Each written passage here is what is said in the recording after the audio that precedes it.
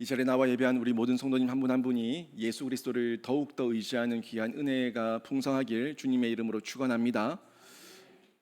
여러분의 삶에 평안이 있습니까? 보통 우리 사람들이 내가 걸어가는 걸음은 꽃길 걷기를 원하고 평탄하기를 원하는데 여러분의 삶에 평탄이 있는지 한번 생각해 보십시오.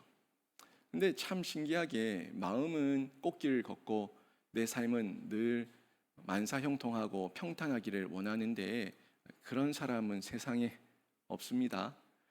나만 당하는 고난이라고 생각하지 마세요. 내가 당하고 있으니까 나만 당하는 것 같지 다른 사람은 내가 아니라서 내가 모를 뿐이지 그 사람도 당하는 고난이 있고 고통이 있습니다. 목사라고 하루 종일 말씀만 묵상하고 말씀만 설교만 준비하고 있어서 늘 해피, 행복, 평안, 은혜, 행복 그럴 것 같아요? 아니에요. 저에게도 수시로 무너지는 마음, 갈등, 또 마음의 외로움, 쓸쓸함, 또 사람이라서 가지는 화, 분노 이런 여러 가지 감정들이 다양하게 있습니다. 목사는 기계가 아니에요.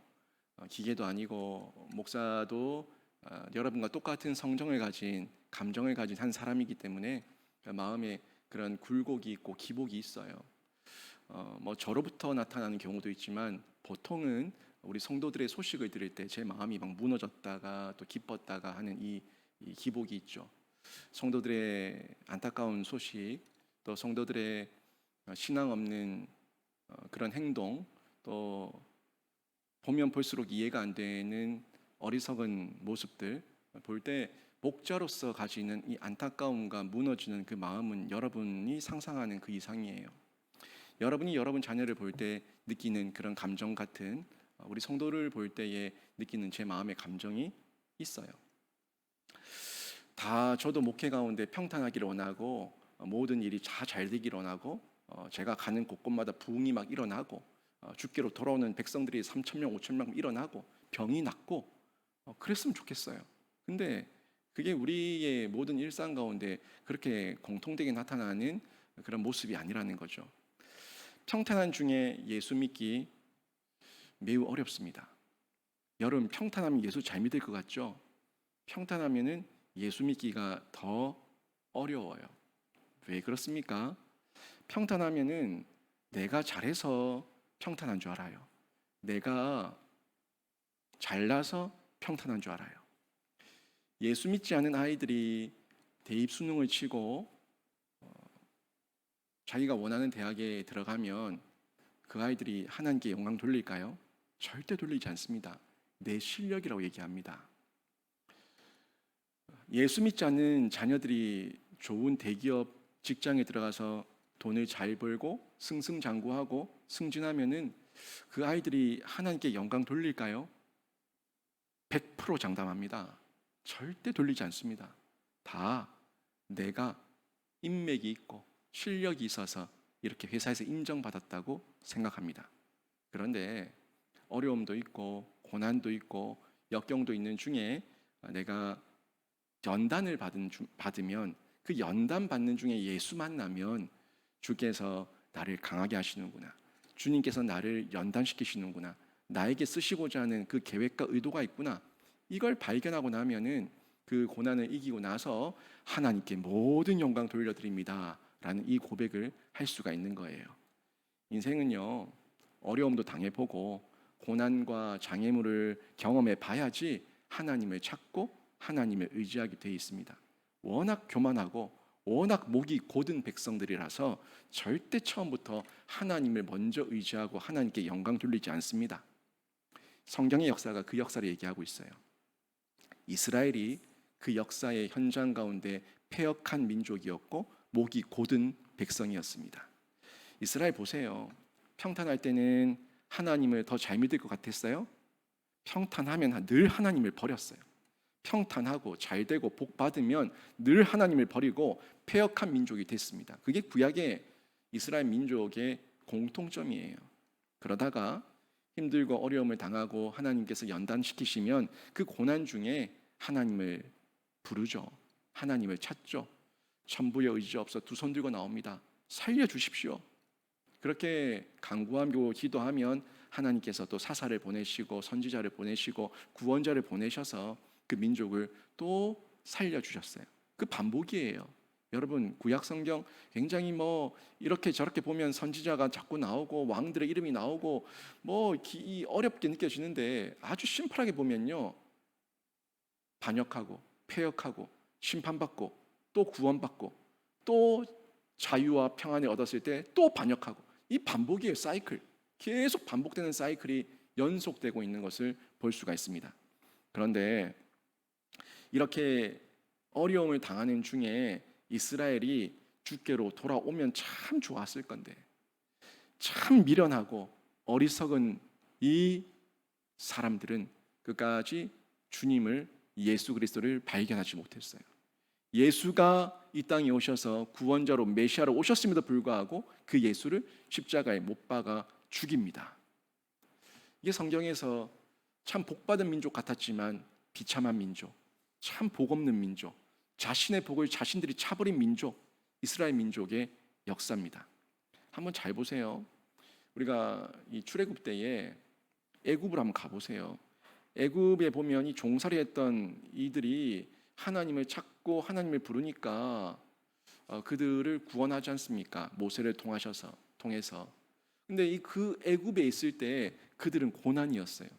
자유인이었던 자기들이 그냥 애굽 땅에 와서 고센 땅에 머물러 살고 있는데, 이 바로가, 이 애굽이 자기들을 종 취급하는 거예요. 그러니까 한순간 종이 돼버린 거예요. 계속해서 노역을 당하고 세금을 뜯기고 모든 게 착취예요. 고난이죠. 못 살겠다는 거예요. 못 살겠다고. 그렇게 하나님 앞에 부르짖을 때에, 고난 중에 있을 때에 하나님께서 그들을 출애굽시키신 겁니다. 근데 출애굽한 이후에도 보세요. 출애굽하면은 꽃길만 걸을 줄 알았어요. 출애굽하면은 자유인이 되어서 정말 하나님께서 주시는 엄청난 복을 받을 줄 알았어요. 근데 딱 갔더니 조용히 따라 나가면 될 건데 또 따라 나가서 고세, 불평, 불만, 원망 쏟아내니까 하나님께서 징계하셔서 40년을 광야를 돌게 하셨어요. 또 고난입니다. 또 고난. 40년 동안 고난을 당하면서 그들이 입을 다물고 하나님만 철저하게 의지하고 이 곧았던 고기를 숙이게 되고 하나님만 의지하게 되는 거예요. 고난이었어요. 그 고난을 당하는 중에 가나안을 들어가게 하시는 거예요. 출애굽 때부터 가나안에 들어가기까지 이스라엘 민족의 그 모든 역사를 보면 계속해서 고난이었고 장애물이었고 어려움이었어요. 근데 이 어려움과 고난과 장애물이 하나님께서 너희들 한번 고생해봐라, 이런 의도를 가지고 주신 고난이 아니라 누구의 잘못이었어요? 자기 잘못이에요. 자기들이 욕심 부리고 탐심 부리고 원망하고 불평하고 불만하고 하는 가운데 하나님께서 그들을 하나님의 백성 삼고자 하는 그 의도를 가지고 그들을 고난 가운데 있게 하셨던 거예요. 계속해서 상황도 다르고 환경도 다르고 그 어떤 조건들은 달랐지만 고난이라고 하는 영역에서는 전혀 다를 바가 없었습니다. 그들은 평탄하지 않았습니다. 평탄하지 않는 중에 그들은 조금씩 하나님이 어떤 분인지 알아가는 과정 중에 있었던 거예요. 먼저 그 첫 번째 장애물이 애굽에 있을 때에는 바로였죠. 바로라고 하는 이 애굽 왕, 이 애굽 왕이 장애물이었는데, 이 바로가 그들을 억압하며 압제하면서 종으로 삼고 있으니까, 이 노동력이 있으니까 내보내주지 않는 거예요. 안 놔주죠. 당연히 데리고 있으면 그 노동력이 돈인데 안 놔주는 거예요. 이런 인간적인 장애물이 있었어요. 그 다음에 환경적인 장애물도 있었죠. 나간다고 그냥 나갈 수 있는 게 아니에요. 지금 바로 앞에는 홍해 바다가 있고 뒤로도 사막이 있고 또 홍해를 건너봐도 또 사막이에요. 광야예요. 앞으로나 뒤로나 사막과 바다, 이 모든 게 첩첩삼중이 그냥 모든 게 올가매져 있는 거예요. 나는 할 수 있는 게 아무것도 없다. 내가 도대체 여기서 뭘 할 수가 있냐? 이 절망적인 상황, 이런 환경의 장애물까지 있습니다. 거기다가 이 마음 가운데 심적인 압박이 있는 거죠. 내면의 장애물이에요. 이 내면의 장애물, 압박과 두려움과 이 내적인 갈등이 끊임없이 일어나는 거죠. 여러분도 다 그럴 겁니다. 여러분에게 지금 사람 장애물이 있습니다. 여러분을 억압하는 남편이 되었든 자식이 되었든 직장 동료가 되었든 여러분에게도 여러분을 억압하며 여러분의 삶을 고단하게 만드는 바로가 있을 거예요. 또 여러분 삶을 고단하게 만드는 환경이 있을 겁니다. 내 환경은 왜 이 모양이냐? 도대체 언제 좀 환경이 오아시스를 만나냐? 그런 환경이 있을 거예요. 그러는 중에 그래도 예수 믿겠다고 하나님 믿겠다고 하는데 이 마음에 끊임없는 갈등, 내면의 갈등 맞습니까? 아닙니까? 모르겠습니다. 미치겠습니다. 죽겠습니다. 어떻게 해야 될지 모르겠습니다. 이 내면의 끊임없는 갈등, 의심, 불안, 염려, 두려움 이게 이스라엘이 겪었던 그 환경인데 그 내용들인데 장애물들인데 이게 우리 시대에도 그 이름이 다르고 환경이 다르고 내면의 감정이 다를 뿐이지 우리도 동일하게 느끼고 있는 장애물이라는 거예요.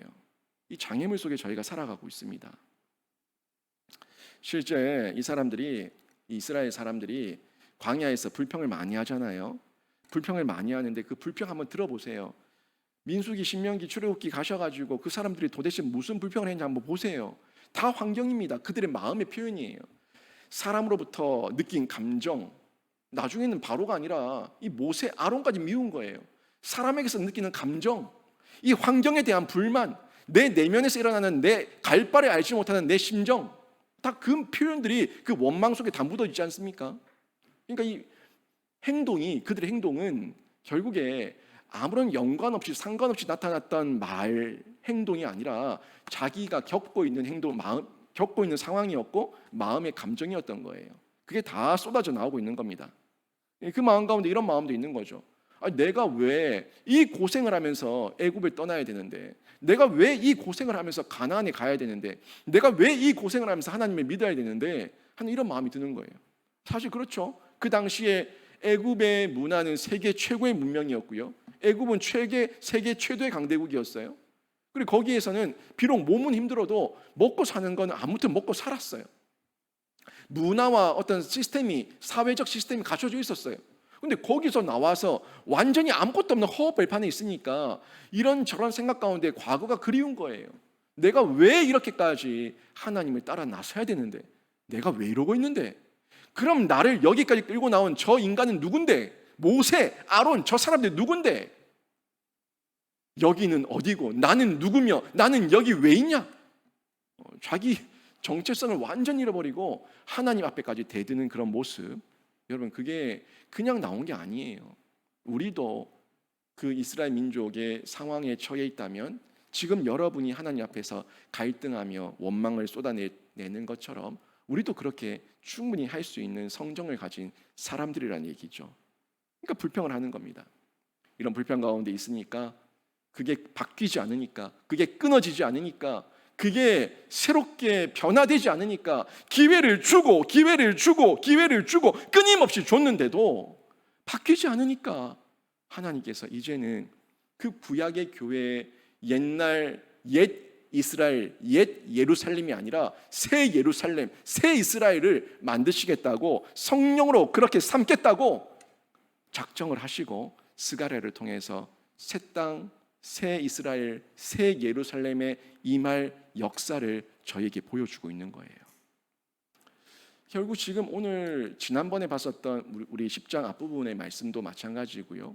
휘파람을 부셔서 불러 모으시는 것, 또 온 이방 잡족 가운데 혼혈되어 있는 에브라임 족속, 요셉 족속까지 불러 모으신다는 내용, 이 내용은 결국에 혈통적인 옛 이스라엘이 아니라, 옛 예루살렘이 아니라 하나님의 나라, 새 하늘과 새 땅, 새 예루살렘의 새 백성, 새 이스라엘을 내가 성령으로 불러 모으시겠다 하는 이 메시지를 저에게 전해주고 있는 거예요.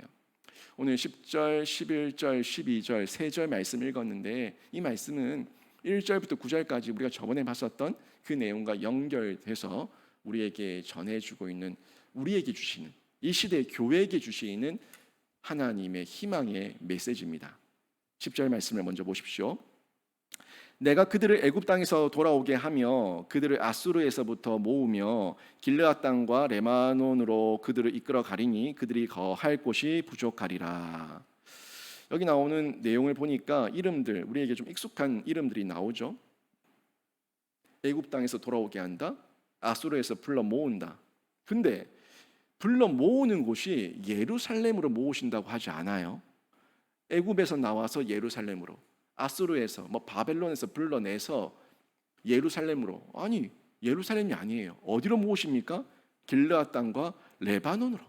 길르앗 땅과 레바논으로 그들을 불러 모으겠다라고 말씀하고 있어요. 완전히 하나님께서는 지리적, 물리적 예루살렘, 그들의 생각 속에 있는 옛 다윗 그 명성이 있었던 물리적 왕이 다스리는 왕국으로서의, 세상 왕국으로서의 예루살렘을 얘기하지 않아요. 레바논, 길르앗 땅을 얘기하고 있습니다. 사실 보세요. 이 이스라엘을 출애굽할 당시에는요, 그 백성들이 어디 모여 있었냐면 고센 땅에 모여 있었죠. 고센 땅의 한 지역에 모여 있어서 그 고센 땅에서 그들을 이끌어내서 홍해를 건너게 하시고 이 가나안으로 들어오게 하셨어요. 이게 구약 교회예요. 구약에도 하나님께서 처음에는 불러 모았어요. 고센 땅에 불러 모아서 가나안으로 들어가게 하셨어요. 물론 하나님께서 이들을 처음 불러 모았을 때에는 계속 너희들끼리만 모여 있어라 이런 구약 교회를 기대하지 않았습니다. 구약 교회, 광야 교회, 그 교회를 통해서 불러 모은 다음에 그들이 흩어지기를 바랬어요. 왜요? 가서 하나님 나라를 확장해야 되니까. 아브라함에게 주셨던 그 복의 통로가 되어서 지경을 넓혀야 되니까 흩어지기를 원했는데 이들이 흩어졌습니까? 아니요. 이들은 절대 흩어지지 않았습니다. 더욱더 똘똘 뭉쳤습니다. 90역 예루살렘 우리 이스라엘, 우리만 선민이다. 우리밖에 없다. 저 이방 민족들은 다 지옥 땔감이고 우리만 하나님의 백성이다. 절대 흩어지지 않았습니다. 흩어지지 않으니까 그들이 썩은 거예요. 그래서 하나님께서 시시로 때때로 그들을 계속해서 흩으시는 작업을 친히 하셨죠. 이게 신약 교회에 와서도 마찬가지예요. 예수님 당시에도 그들은 흩어지지 않고 있었고 예수님이 승천하신 이후에도 그들은 흩어지지 않았습니다.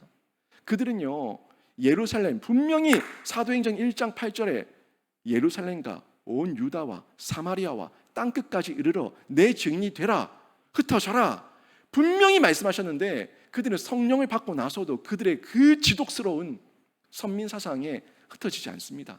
그래서 하나님께서 스데반 집사의 순교 사건 이후에 그들을 강제로 흩으셨어요. 끝까지 혈통만 생각하고 있었던 겁니다. 이 구약 교회와 신약 교회를 한번 생각해 보세요. 구약 교회는 그래도 한 곳에 모여 있었는데 신약 교회는 혈통도 섞였고요. 거기다가 지리적으로도 다 흩어져 있어요. 왜? 성령께서 흩어버리셨으니까. 교회를 세우시고 흩어버리셨고 그들이 성령 받은 상태이기 때문에 그 성령 가운데서 흩어진 곳에서 자신들이 회당을 만들고 예배를 드리기 시작했어요. 한번 보세요. 다시 이들을 모은다. 다시 이들에게 사명을 주신다. 여러분이 보기에는 그래도 한 혈통이었던 고센 땅, 한 땅에 모여 있었던 고센 땅, 이들에게 사명을 주시면 더 일사불란하게 움직일 것 같아요.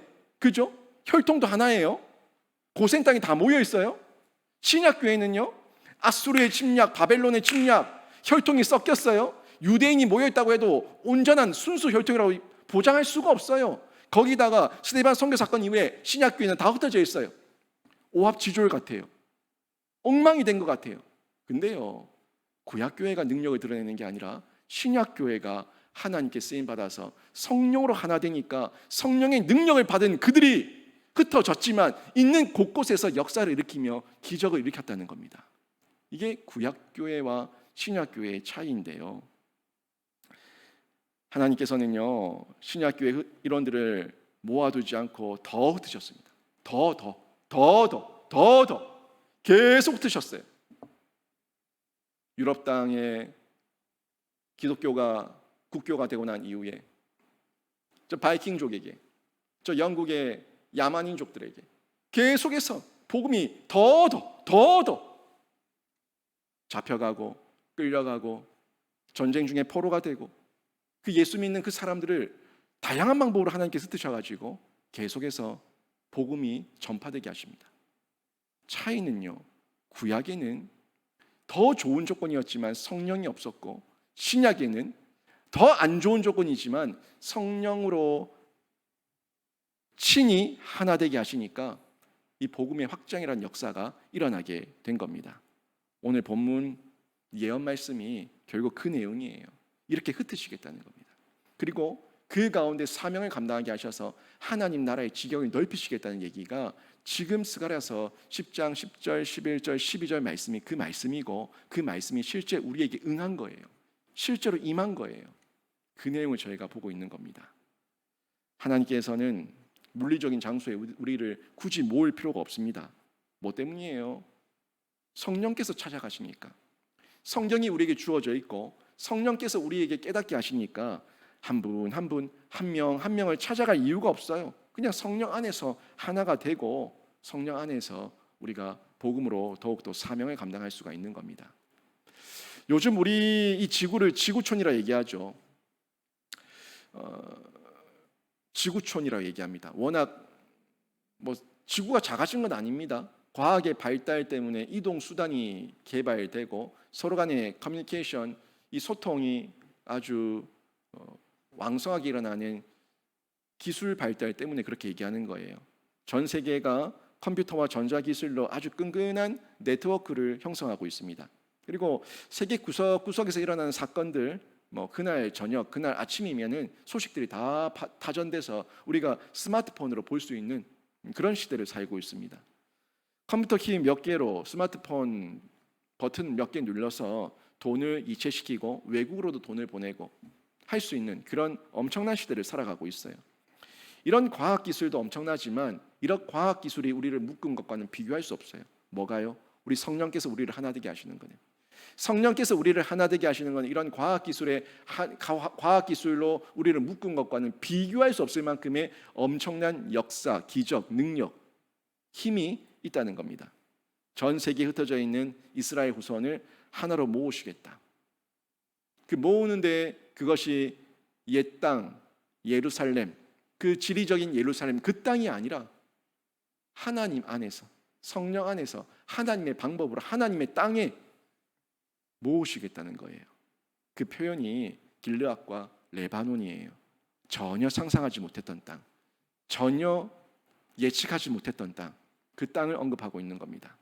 이 길르앗과 레바논, 이스라엘이 망하기 전에 자신들의 가나안 땅 본토의 동쪽과 북쪽에 있는 그런 땅이었습니다. 여기를 이끌어 간다는 건데 결국 그들을 본토, 자신들의 수도, 자신들의 그 중앙 성소라고 얘기하는 예루살렘, 그것과 필요 없다는 거예요. 나는 그곳에만 갇혀 있는 하나님이 아니다. 난 거기에만 일하시는 하나님이 아니다. 난 거기에 있는 부족신이 아니다.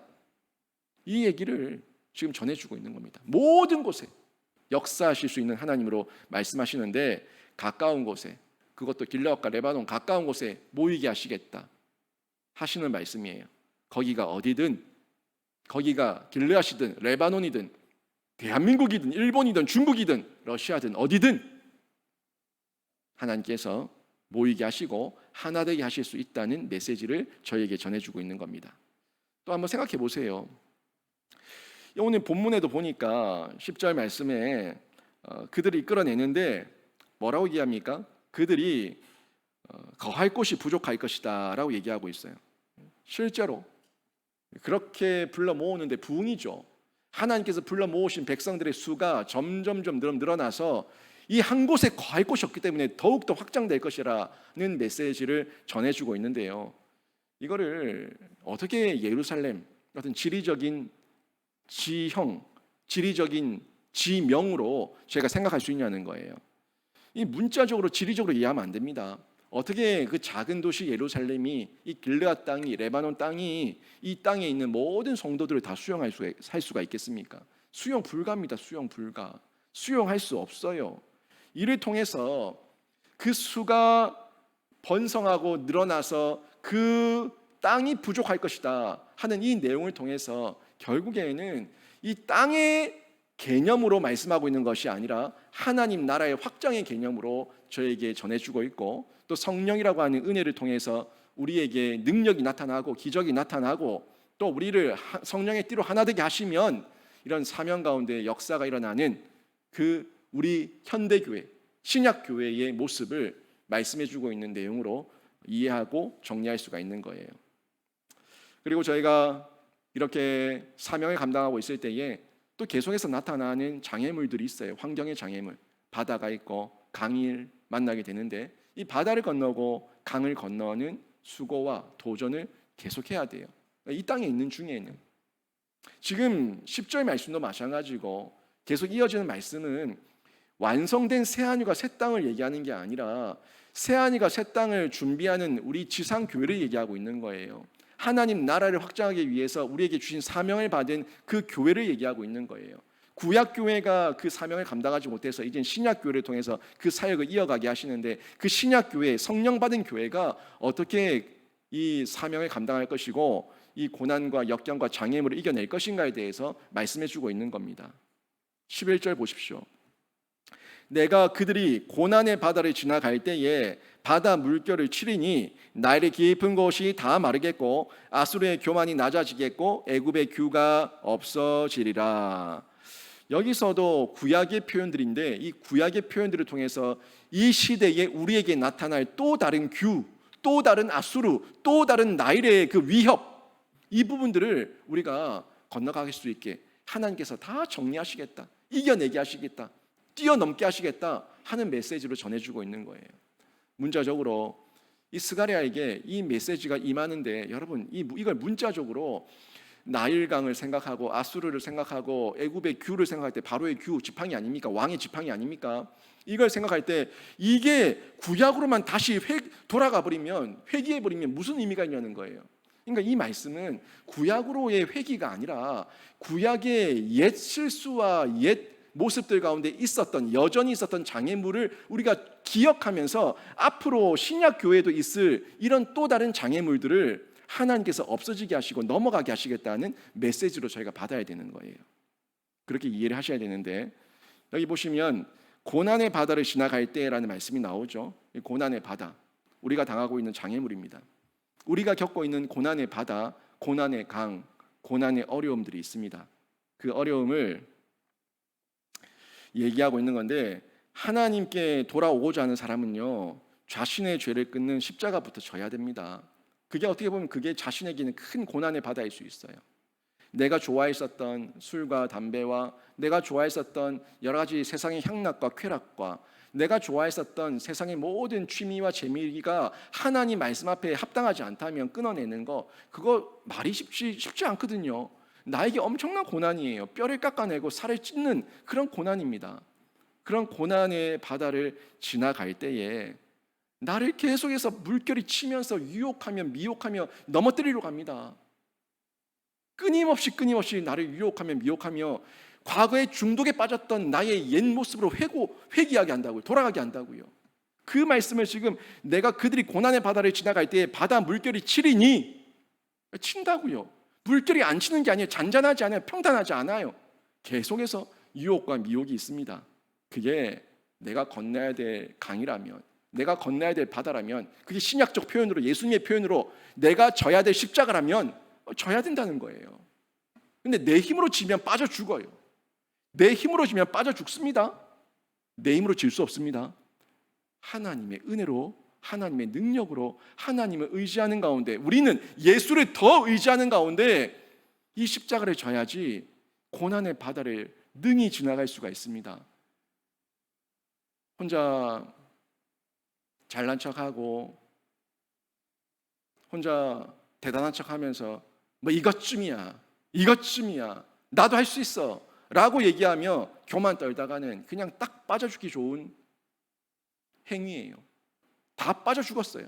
누가요? 바리새인들이, 서기관들이, 종교 지도자들이 다 빠져 죽었습니다. 자기 의로, 자기 행위로 하고자 했던 사람들. 이건 내가 하는 게 아니에요. 내가 예수와 연합된 가운데 예수의 은혜로 건너가는 거고 예수의 은혜로 이겨내는 겁니다. 사단 마귀는요, 죄의 종로를 타던 자기의 새끼가 하나님께 가서 하나님의 자녀가 되고 하나님의 백성이 되는 걸 좋아하지 않습니다. 이 사단 마귀는 어떻게든 우리의 육체를 타고 들어와서 다양한 방법으로 물결을 치고 다양한 방법으로 우리를 유혹해서 더 큰 고난을 겪게 하고 결국에는 빠져 죽게 만드는 게 그게 그들의 사명이에요. 사단 마귀의 목적이에요.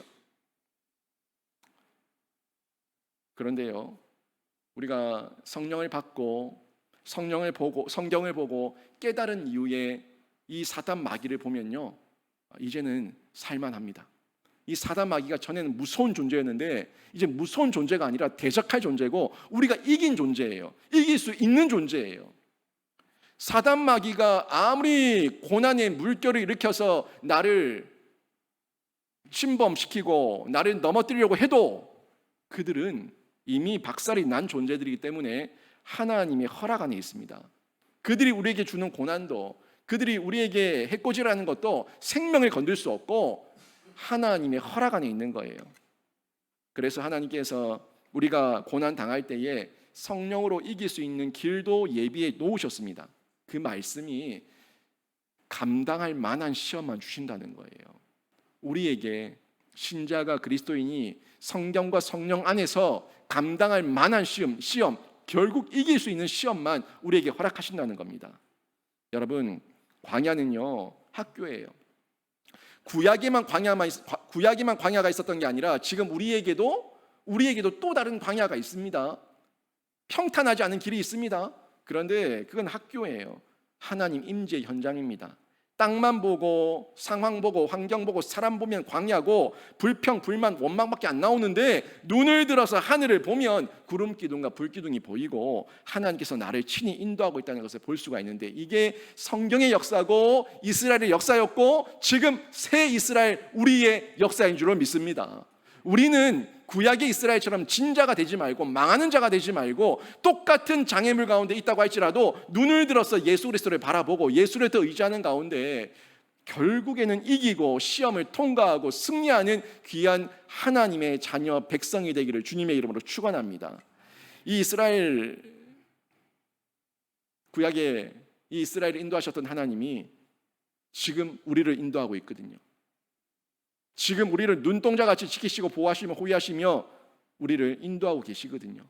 이 사실을 믿으시고요, 예수님께만 집중하고 예수님만 의지하시기를 바랍니다. 11절의 고난의 바다는 저희가 구약을 생각할 때에 이스라엘 백성들이 건너야 했던 홍해를 떠올리게 됩니다. 홍해. 이 홍해를 고난의 바다로 떠올릴 수가 있고 또 11절에 보면은 나일의 깊은 곳이 다 마르겠고라고 얘기하고 있는데 이 나일은 강이죠 또. 그러니까 고난의 바다, 홍해, 나일 강 다 연결되는데 다 그쪽이에요, 다 그쪽. 결국 그 출애굽 때의 사건을 회고하게 하시면서 결국 홍해가 갈라져서 마른 땅처럼 지나가게 하셨다는 거, 여기에 집중하게 하시는 거예요. 나일강이 어차피 홍해와 다 연결되어 있는 그 줄기니까 그 맥락에서 나일강, 고난의 바다 이런 표현으로 바다를 건너가게 하셨던 그 하나님을 우리에게 생각나게 하시는데 실제 나일강 외에도요 이스라엘 백성들은 건너야 될 강이 그 뒤에도 많이 있었습니다. 성경에 보면 강을 건넌 사람들이 참 많아요. 아브라함은 유브라데 강을 건넜고요, 야곱은 약복강을 건넜어요. 여호수아는 요단강을 건넜어요. 강은 건너야 돼요. 여러분, 그 강의 물줄기 앞에 서서 낙담하며 절망하며 하나님을 저주하며 지옥 자식 되지 마시고 또 의심하며 두려워해서 강을 건너는 중에 빠져 죽지 마시고 여러분 앞에 있는 그 강이 유브라데 강이든 약복강이든 요단강이든 나일강이든 어떤 강이든 하나님 의지하시고 예수 의지하셔서 건너시기를 바랍니다. 성경은 보면은 항상 떠나라, 건너라, 떠나라, 건너라, 내 뒤더라. 그 속에서 우리에게 도전하십니다. 그런데 떠나지 못하는 이유는 나의 탐심과 욕심과 두려움 때문이고 내가 건너지 못하는 이유도 나의 두려움과 염려 때문이고 내가 정복하지 못하고 발을 내딛지 못하는 이유도 다 나 때문이에요. 하나님 때문이 아니라 나 때문이에요. 내 안에 있는 의심, 내 안에 있는 불신, 내 안에 있는 이 두려움이 하나님보다 더 크니까, 하나님의 임재보다 더 크니까 하지 못하는 거예요. 성경 그걸 얘기해 주고 있습니다. 성경 속의 인물들만 위대하다, 대단하다 부러워하지 마시고 우리도 예수 의지하고 떠나면 됩니다. 예수 의지하고 건너면 됩니다. 예수 의지하고 내디디면 그 밟는 땅이 하나님 나라가 될 줄로 믿습니다. 내가 그 정복자로, 용사로, 군사로 쓰임받게 될 줄로 믿습니다. 여러분, 우리와 함께 하시는 성경, 우리와 함께 하시는 성령을 통해서 이 시대의 장애물이 어떻게 우리 앞에 나타나고 있는지 분별하십시오. 여러분을 넘어뜨리려고 하는 바로가 무섭게 나타나지 않고 여러분 가까이 있을 수 있습니다. 남편일 수도 있고요, 아내일 수도 있고요, 자식일 수도 있고요, 직장 동료일 수도 있습니다. 그 바로 앞에 무릎 꿇지 마시고 여러분 이기십시오. 나일강, 홍해, 그 건너야 될 강, 건너야 될 광야, 꼭 광야에만 있어야만 광야가 아니라 여러분이 하나님의 말씀을 깨닫지 못하고 은혜의 물을 마시지 못하고 척박한 심령으로 있다면 거기가 광야입니다. 그 광야에서 예수 그리스도를 만나셔서 생수의 강에 뿌리를 내리십시오. 그러면 삽니다. 이 환경들 속에서 여러분이 성경과 성령으로 답을 찾고 길을 찾으셔야 되는데, 이 답과 길을 찾기 위해서는요 다른 거 없어요. 우리가 해야 될 자세는요, 우리가 해야 될 태도는요 낮아지는 겁니다. 낮아지고 겸손해지는 겁니다. 내가 높다, 내가 할 수 있다, 내가 대단하다, 내가 잘한다 라는 그 모든 여러분의 자존심과 우월감을 버리시고 하나님 앞에서 버리시고 하나님만 인정하고 예수만 의지하며 예수께 뛰어드십시오. 예수께서 여러분에게 살 길을 보여주시고 또 이기게 하십니다. 내 삶의 주권과 바다든 강이든 건너게 하실 분, 그 모든 건 하나님 한 분밖에 없다는 거 인정해야 되는데, 이때 진짜 여러분 삶 가운데 나일강이든 요단강이든 마르게 하시고 건너게 하시고, 갈라지지 않으면 그 바다 위를 건너게 하셔서라도 뛰어넘게 하실 하나님을 체험하게 될 줄로 믿습니다. 여호와를 의지하시고 경고하십시오. 예수 그리스도를 의지하시고 경고하십시오.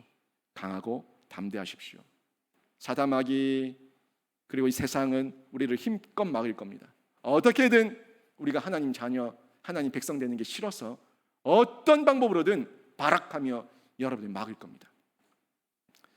아수르의 교만 세상이에요. 세상의 그 교만이 여러분 앞에 장애물이 될 것이고, 애굽의 바로의 규, 권력, 세상 시스템, 이런 강압으로 우리를 막을 겁니다. 그런데 이 모든 것은 앞서 말씀드린 대로 하나님의 허락 안에 있습니다. 하나님의 허락 안에서 그 시험을 다시 바라보면 테스트예요. 이 테스트를 우리가 믿음으로 이겨내서 증명하는 거예요. 믿음으로 이겨내면 나의 믿음이 견고하고 이긴 믿음이라는 것을 확증하는 도구밖에 안 되는 거예요. 그 시험 여러분 능히 이겨낼 수 있으니 예수 의지하시면서 뛰어드시고 이 모든 영적 전쟁에서 이기시기를 바랍니다. 12절 말씀 같이 한번 읽어보겠습니다. 시작. 내가 그들로 나 여호와를 의지하여 견고하게 하리니 그들이 내 이름으로 행하리라. 나 여호와의 말이니라. 아멘. 내가 그들로, 여러분입니다. 내가 그들로, 우리로, 나로, 내가 하나님께서 나에게, 우리에게 나 여호와를 의지하여, 지금으로 얘기하면 예수 그리스도를 의지하여, 성령을 의지하여 견고하게 하리니, 심지가 견고해지는 거예요. 이 마음의 심령의 심지가, 믿음의 심지가 견고해지는 거예요. 강한 거예요. 강하고 담대한 거예요. 장애물 앞에 한숨 쉬며 도망가며 숨지 않는 거예요. 해보자. 하나님께서 함께 하시는 은혜가 분명히 나타나고 능력이 나타날 것이니 사단마귀 한번 해보자. 여러분이 호령치며 예수 이름을 뛰어나가면 그들이 한 길로 왔다가 7길로 도망갈 줄로 믿습니다. 우리가 숨으니까, 우리가 꼬랑지 내리니까, 우리가 머뭇거리니까 그들이 더 강하게 엄습하는 거예요. 이기세요. 소리치고 바라카라는 얘기가 아니라 예수의 이름을 부르며 보혈 찬양하며 예수 이름으로 뛰어나가면 그들이 도망간다고요. 도망가게 해야 되는데 우리가 쭈삣쭈삣하고 있으니까 이미 제압당한 거예요. 세상에서도 이 복싱하는 사람들, 이 격투기 하는 사람들, 운동하는 사람들 보면 눈빛 싸움 아닙니까? 처음에 기선제압이에요. 눈빛에서 제압당하고 기가 꺾이면은 지는 거예요.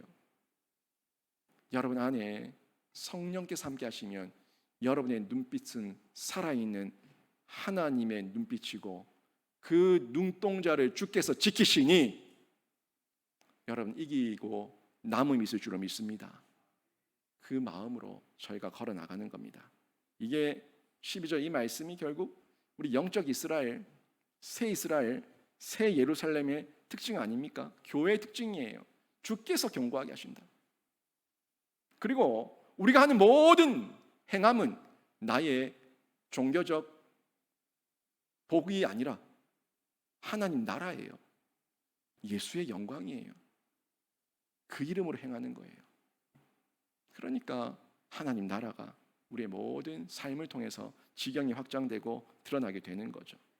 전적으로 하나님만 의지하고 나의 정체성이 어떤 정체성이고 나의 신분이 뭔가에 대한 이 당위를 가지고 저희가 살아내야 되는 겁니다. 그들이 내 이름으로 행하리라. 하나님의 이름, 하나님의 사명자, 하나님의 대리자로 살아내면은 힘이 있습니다. 나에게 무슨 권세가 있습니까? 여러분에게 무슨 권세가 있습니까? 예수 권세, 내 권세. 내 권세는 예수 권세예요. 예수 권세 가지고 하나님 권세 가지고 세상을 이겨야지. 내가 낸데 하고 나갔다면 빠져 죽는 거예요.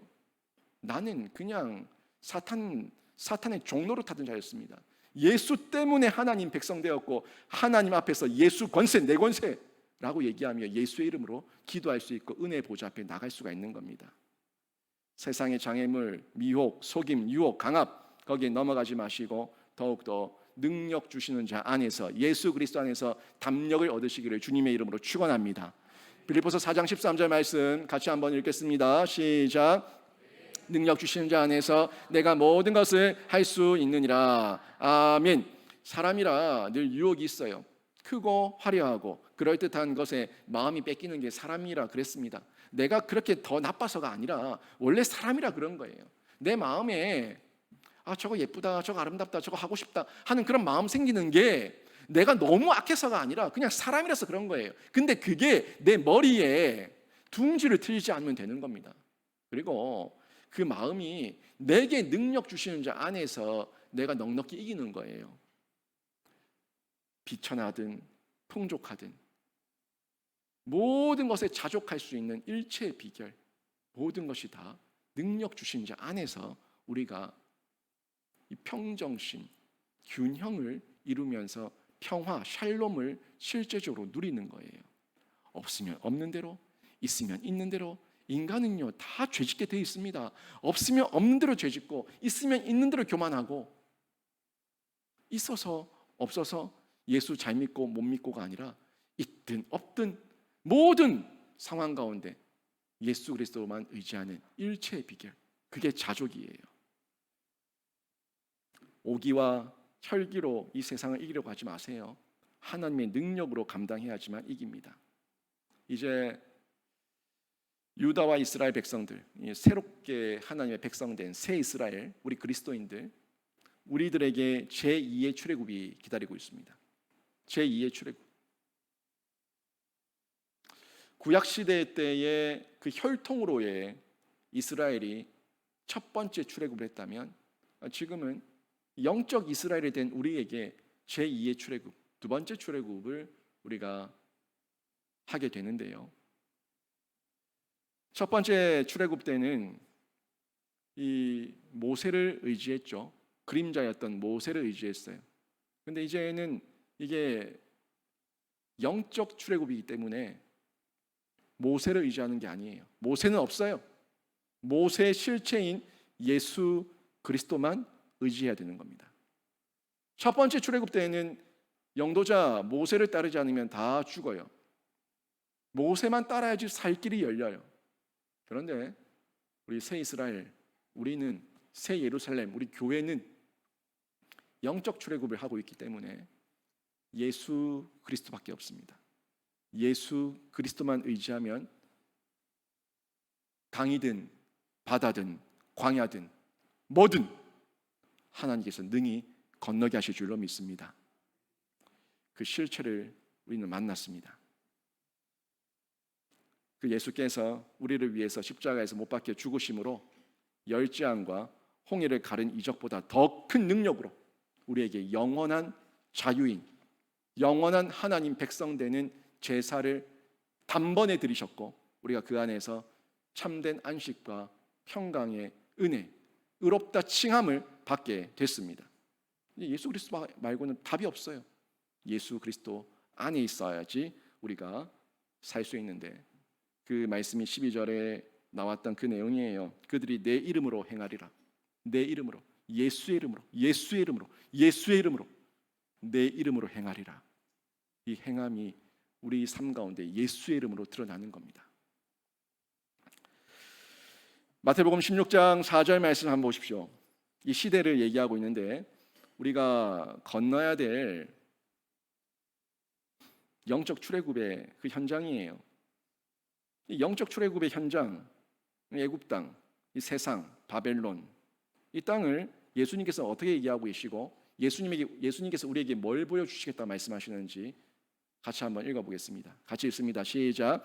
악하고 음란한 세대가 표적을 구하나 요나의 표적밖에는 보여줄 표적이 없느니라. 아멘. 이 시대를 악하고 음란하다고 단정지어서 정확하게 말씀하십니다. 실제 맞고요. 이 세상 보세요. 나가보면 온통 음란과 악만 난무하고 있는 시대를 살고 있고 우리 아이들이 그런 곳에 노출되어 있습니다. 그리고 이 세대는 나가서 복음 전해보면 하나같이 예수를 보여봐라, 예수를 보여봐라, 보여주면 믿을게. 여전히 예수님 때나 지금이나 여전히 똑같이 그런 기적만 요구하는 종교적 욕망 가운데 있는 시대를 저희가 보고 있습니다. 그런 우리에게, 그런 이 시대 가운데 예수님께서는 요나의 표적밖에는 보여줄 표적이 없다고 얘기하고 있어요. 결국 요나의 표적을 믿는 자만, 요나의 표적을 믿는 자만 새 예루살렘의 일원이 되고요, 새 이스라엘의 백성이 되는 거예요. 근데 요나의 표적이 뭐냐고요? 요나의 표적이 예수 그리스도의 죽으심과 부활하심 아닙니까? 예수 그리스도의 죽으심과 부활하심, 이 능력의 소식을 요나가 전했을 때에 니느웨 사람들이 다 주께로 돌아오는 회개한 역사가 있었던 것처럼 우리가 이 요나의 표적, 예수의 표적을 믿고 예수를 증거할 때에 택자들은 주께로 돌아오는 역사가 일어나는 겁니다. 이 표적을 믿은 믿음의 선진들이 복음을 전했기 때문에 우리도 예수를 믿게 된 거예요. 지난주에 봤었던 이 족속들이 있었죠. 에브라임 족속, 요셉 족속. 그 이방인들이라고 제가 말씀을 드렸었는데 혈통이 다 섞여버린 이방인 족속들에 대한 어떤 통칭적인 명칭으로 에브라임 족속, 요셉 족속을 얘기했는데 이게 우리라고, 이 땅에 있는 우리 이방인들, 우리들이라고 제가 말씀드렸죠. 우리가 예수를 믿은 것은 결국에 요나의 표적을 믿은 거고요. 이 믿는 것이 이 시대 속에서는, 이 악하고 음란한 세대 가운데서는 기적 중에 기적이라는 거예요. 기적 중에 기적이고 표적 중에 표적인 거예요. 다 그들에게 요나의 표적 말고는 보여줄 것이 없다, 없다, 없다라고 얘기했는데 그들이 다 그 요나의 표적을 믿은 게 아니잖아요. 신약 교회에서도 택자들만 믿었어요. 택자들만 돌아왔어요. 그 수를 비례적으로, 비율적으로 보면은 기적이에요. 그렇게 많은 인류의 사람들, 예루살렘에 사람들이 있었지만 죽게 돌아온 사람들은 일부 소수였어요. 그러니까 기적이라는 겁니다. 이 땅에 얼마나 많은 사람들이 있는데 우리가 예수를 믿고 있습니까? 예수를 믿어서 내 마음 가운데 샬롬의 은혜를 누리고 있습니까? 예수 이름을 부르며 담력을 얻고 있습니까? 이게 기적 중에 기적이고 표적 중에 표적이라는 거예요. 정말 기적이고 표적입니다. 그럼 믿으세요. 여러분 한 사람 한 사람이 예수 믿은 게 기적입니다. 여러분 옛날 한번 생각해 보세요. 예수 안 믿었을 때 여러분 생각해 보세요. 여러분의 그 욕심 많았던 옛날에 생각해 보세요. 그 표독스럽고 그 욕심 많고 이 감정 조절 못하던 내가 예수를 믿었다? 내가 기적입니다. 하나님의 표적입니다. 성령의 은혜입니다. 이걸 믿을 때에 우리가 이 시대 가운데서 새 예루살렘으로 끝까지 그 사명을 감당할 수가 있습니다. 지난번에 봤었던 말씀 가운데 하나님께서 휘파람으로 그 백성들을 불러 모으신다는 말씀을 드렸죠. 그 휘파람에 저희가 반응했는데 계속해서 여러분을 바른 길로 인도에 가시는 하나님의 휘파람 소리가 여러분에게 있을 건데요. 그 소리를 듣고 반응하시기를 바랍니다. 하나님께서 여러분을 부르시는 그 휘파람 소리가 불같이 임하고 바위를 쳐서 부스러뜨리는 방망이같이 여러분 귓가에 임해서 다른 세상의 음란한 소리가 들리지 않고 세상에 유혹하는 소리가 들리지 않고 하나님의 휘파람 소리, 성령과 성경의 소리만 듣고 한 길 걸어가셔서 끝까지 주 앞에 쓰임받는 귀한 하나님의 백성이 되시길 주님의 이름으로 축원합니다. 여러분 다시 한번 부탁합니다. 육체의 내 생각, 내 고집, 내 자존심 죽어야지 성령이 일하십니다. 내 생각, 내 고집, 내 자존심, 내 혈기 부리고 있으면 절대 성령은 일하지 않습니다. 죽어야지 성령께서 일하십니다. 우리의 인격을 존중하시는 성령께서 우리에게 돌이키길 촉구하시고 권면하시고 책망하실 때 반응하세요. 성령께서는 여러분을 기계적으로 끌고 가지 않습니다.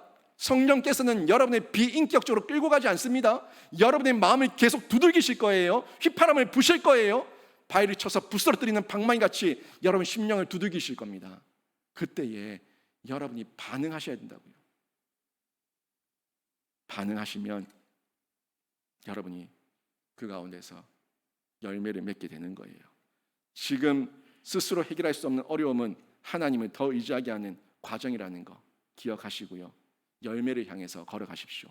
하나님 나라, 교회 일원으로 온전히 살아내셔서 여러분 삶에 참된 예수 그리스도의 그 지체된 열매, 교회의 일원된 열매가 풍성하게 드러나기를 주님의 이름으로 축원합니다. 아멘.